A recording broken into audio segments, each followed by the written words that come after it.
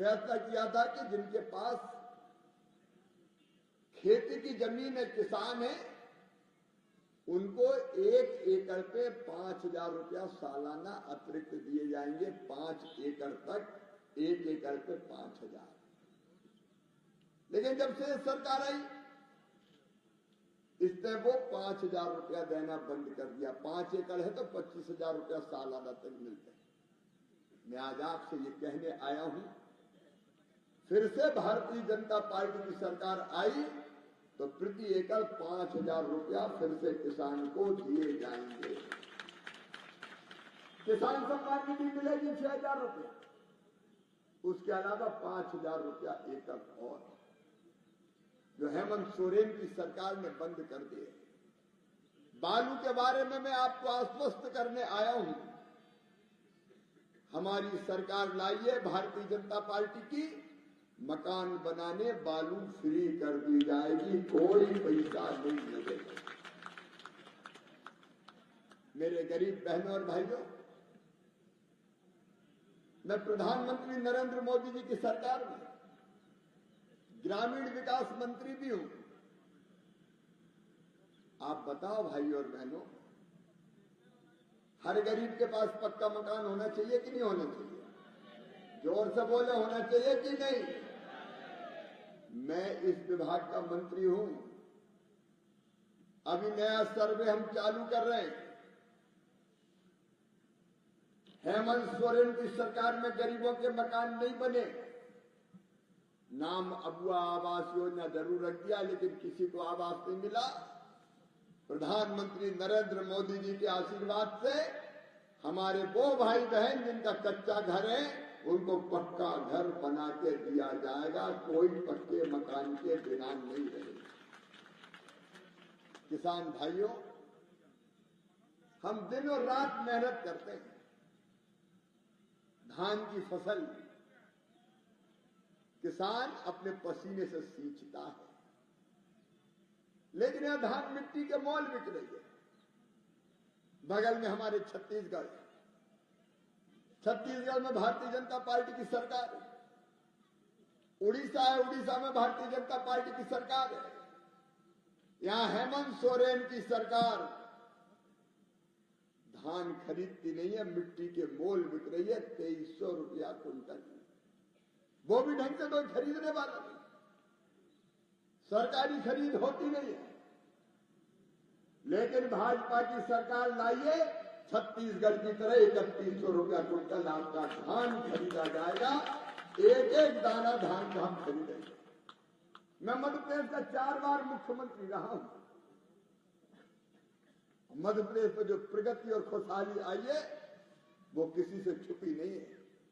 मेरी बहनों, मध्य प्रदेश में हमने बनाई थी लाडली बहना योजना, और लाडली बहना योजना बनाई थी हिंदुस्तान में, मध्य प्रदेश में सबसे पहले।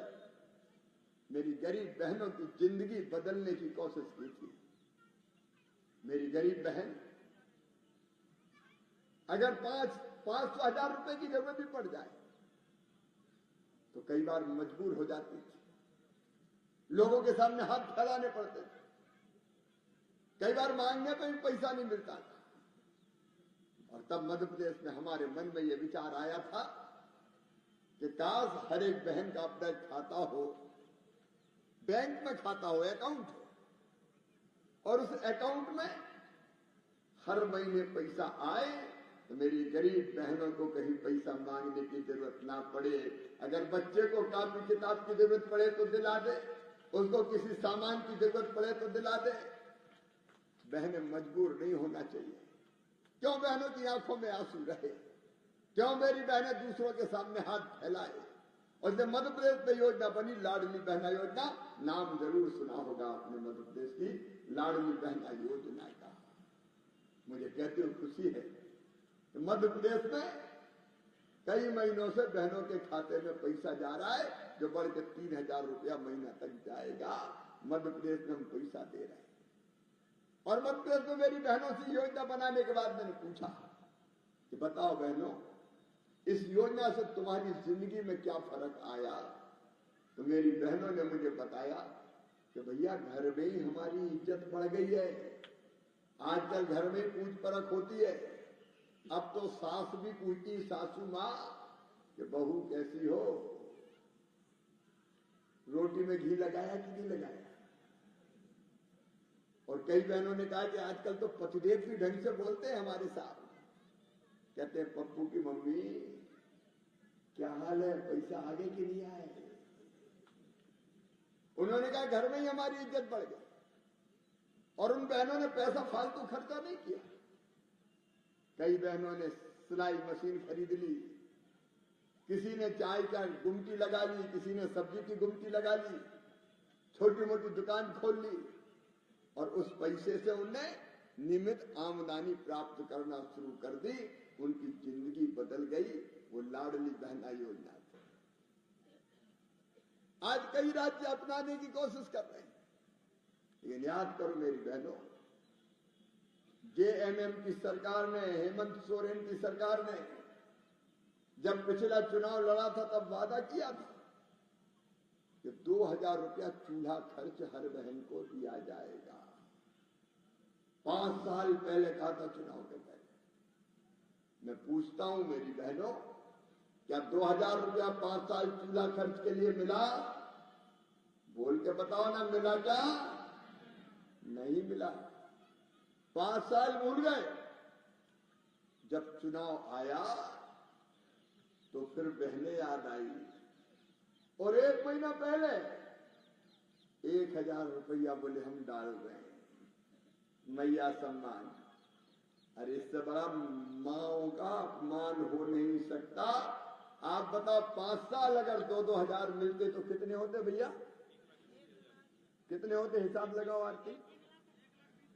1,20,000। अब 1,20,000 बहनों को मिलना चाहिए था।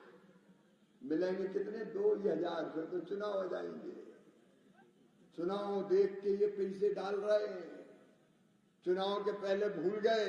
चुनाव करवा के 1,20,000 के बजाय 2,000, 1,18,000 खा गए हेमंत सोरेन और उनकी सरकार। पहले दिन से पैसा क्यों नहीं दिया गया ये बताओ। हिसाब तो हेमंत सोरेन, झूठ बोलते हो, मूर्ख बनाते हो। चुनाव आया तो मैया सम्मान हो गया। 4 साल 10 महीने क्या कर रहे थे? एक जंगल में एक साधु बाबा रहते थे, भगवान की तपस्या करते थे, दुनिया से कोई मतलब नहीं था।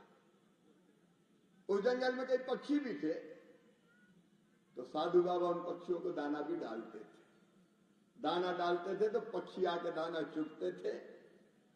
एक शिकारी ने देखा कि अरे तो बहुत पक्षी आते हैं, तो उसका मन ललचाया कि मैं भी दाना लेके आता हूं। दाना लेके आया, दाना डाले। जैसे ही दाना डाले पक्षी दानों पर बैठ गए और जैसे ही पक्षी दानों पर बैठे तो जाल फैलाया और पक्षियों को पकड़ के ले गया। अब रोज शिकारी आता, दाने डालता, जाल बिछाता, पक्षी पकड़ता, ले जाता। पक्षी भी परेशान, बाबा दुखी होते कि मेरे आश्रम से पक्षी ले जाता। तो एक दिन उन्होंने बुलाया पक्षियों को कि देखो तुम रोज, तुम्हारे साथी पक्षी शिकारी के जाल में फंस रहा है, मैं तुम्हें एक मंत्र देता हूं, उसको रट लो तो फिर तुम फंसोगे नहीं। बोले बताओ बाबा क्या है? तो बाबा ने कहा तुम सब रट लो उसको, मैं जो कहूंगा बोलो। तो सबने कहा कहेंगे। तो बाबा बोले कहो शिकारी आएगा। तो सब पक्षियों ने कहा शिकारी आएगा, दाना डालेगा।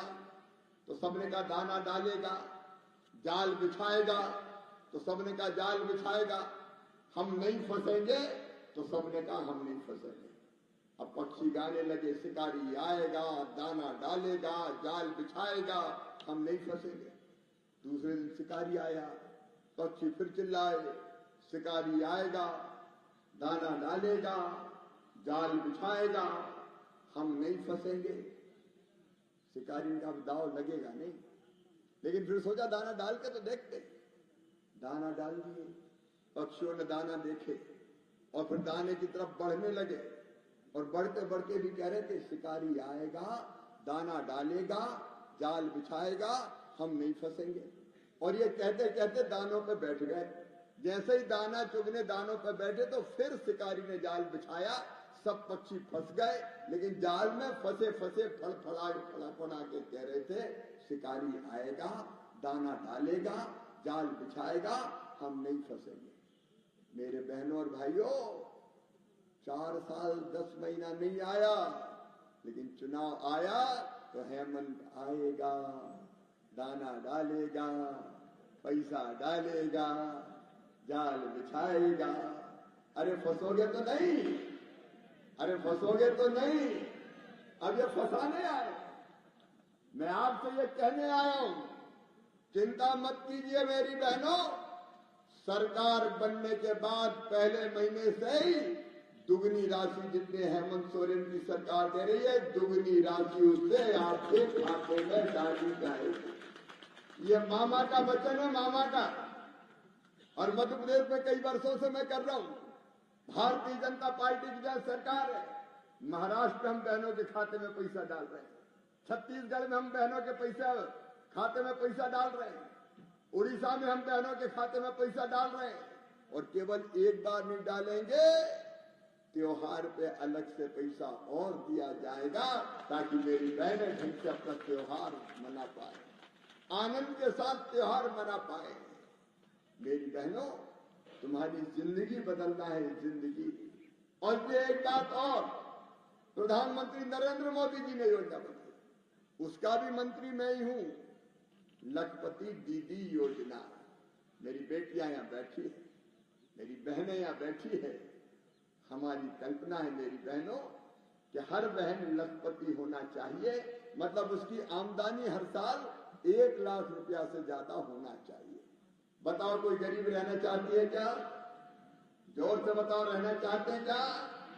नहीं रहेंगे गरीब, हम भी काम करेंगे, पैसा हमारे पास भी आना चाहिए।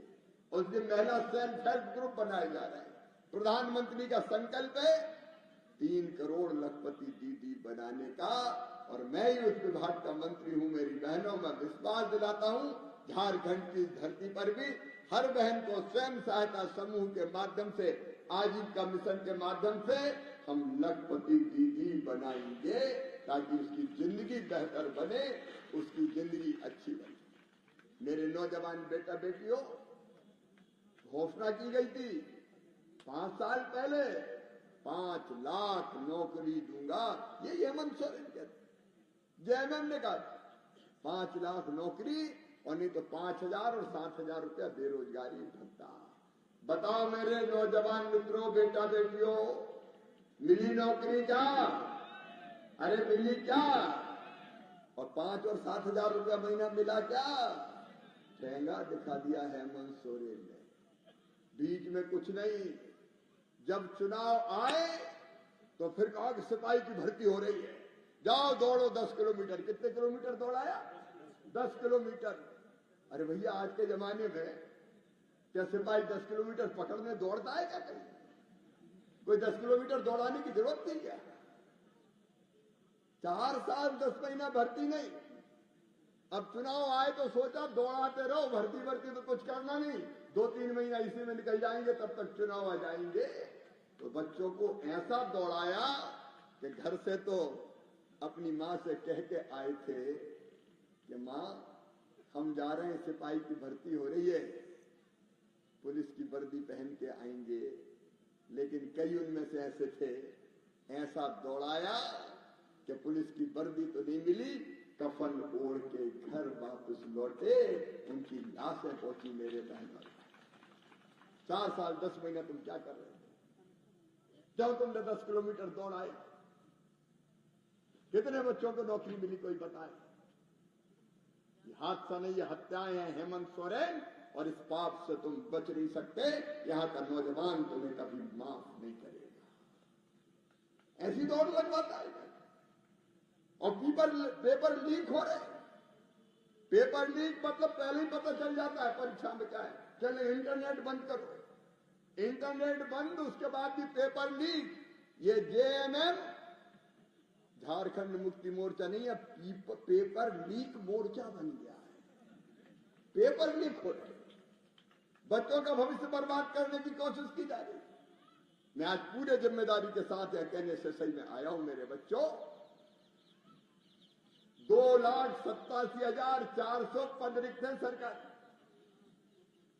पहली कैबिनेट की बैठक में भाजपा की सरकार बनाई है। पहली कैबिनेट की बैठक में ये 2,87,400 पद स्वीकृत कर दिए जाएंगे और कैलेंडर बना के सरकारी भर्ती कर दी जाएगी। पहले साल में सारी भर्ती पूरी करके नौजवानों को नौकरी देने का काम करेगी तो भारतीय जनता पार्टी की सरकार करेगी। मेरे बेटा बेटियों, एमए करने के बाद, बीए करने के बाद, बीएससी भी काम करने के बाद कम से कम 2 साल जरूरत पड़ती है कि कुछ मदद बच्चों को मिले जिससे वो परमानेंट रोजगार प्राप्त कर सके, नौकरी प्राप्त कर सके। और इसलिए 2 साल तक 2,000 रुपया महीना उनको दिया जाएगा ताकि जब तक उनकी नौकरी ना लगे या रोजगार शुरू ना हो तब तक उनकी तैयारी की व्यवस्था उनके पास है। ये भारतीय जनता पार्टी की सरकार लोगों की जिंदगी बदलने वाली सरकार है और इसलिए मैं आज आपसे निवेदन करने आया हूं। ये परिवर्तन यात्रा इस सरकार को बदलने की यात्रा है। हम केवल सरकार नहीं बदलेंगे, केवल सत्ता परिवर्तन नहीं होगा, संपूर्ण व्यवस्था में परिवर्तन करेगी भारतीय जनता पार्टी की सरकार। और इसलिए मैं आज आपसे निवेदन करने आया हूं। माफी मांगते हुए क्योंकि मैं बहुत देर से आया, 1 बजे से आप बैठे थे, इस समय 5:30 बजने वाले हैं, लेकिन फिर भी आप बैठे हैं। मैं आप सबको यही कहने आया हूं, अपनी जिंदगी बदलने के लिए, झारखंड बचाने के लिए। झारखंड में आज अपनी रोटी संकट में है। आदिवासी की जमीन पर भी कई कब्जे हो रहे हैं, बांग्लादेश से घुसपैठी आ रहे हैं। हमारी रोटी और रोजगार संकट में। भारतीय जनता पार्टी की सरकार बनी तो हमारे देश में रहने वाले सभी भाई हमारे, बहन हमारे, वो सब हमारे लिए बराबर है। लेकिन आप बताओ, कोई विदेश से आए तो उसको बसने देना चाहिए क्या? बसने देना चाहिए क्या? हमारी जमीन वो छीनेंगे तो हम कहां जाएंगे? हमारी रोटी संकट में है, हमारी माटी संकट में है, हमारी बेटी संकट में है, हमारा रोजगार व्यवसाय संकट में है, हमारी खेती संकट में है। और आइए इन सबको बचाने के लिए और अपनी जिंदगी बेहतर बनाने के लिए आइए जेएमएम और कांग्रेस की सरकार उखाड़ने का संकल्प लीजिए और भारतीय जनता पार्टी की सरकार बनाने का संकल्प लीजिए। आप हमें समर्थन दीजिए, हम आपको परिवर्तन देंगे। हम झारखंड की तस्वीर भी बदलेंगे और जनता की तकदीर बदल के भी आपको दिखाएंगे। यही निवेदन करने आया हूं। आप सबसे निवेदन है, इस विधानसभा के चुनाव में फिर एक बार कमल के फूल की बटन दबाएं, भारतीय जनता पार्टी की सरकार बनाएं, हमारे विधायक को जिताएं ताकि हम आपकी बेहतर सेवा कर सकें। बोलिए, सब तैयार हैं? जोर से बताएं, तैयार हैं? कमल के फूल की बटन दबाएंगे, भारतीय जनता पार्टी को जिताएंगे, भारतीय जनता पार्टी की सरकार बनाएंगे, मोदी जी के हाथ मजबूत करेंगे। तो आइए मेरे साथ, दोनों हाथ ऊपर उठा के, दोनों मुट्ठी बांध के, भारत माता की जय बोल के भारतीय जनता पार्टी को जिताने का संकल्प ले। बोलिए, भारत माता की। एक बार खड़े होकर संकल्प हो जाए तो पक्का ही हो जाए कि परिवर्तन सुनिश्चित है। अपने अपने जगह खड़े होकर आज पक्का संकल्प होगा सही में कि भाजपा को जिताएंगे, कमल के फूल की बटन दबाएंगे। बोलिए, भारत माता की, भारत माता की, भारत माता की। बहुत बहुत धन्यवाद। आज तो देर से आया, लेकिन चुनाव के बाद फिर मामा आएगा टाइम पे और आपसे ढंग से मिलके जाएगा। बहुत बहुत धन्यवाद।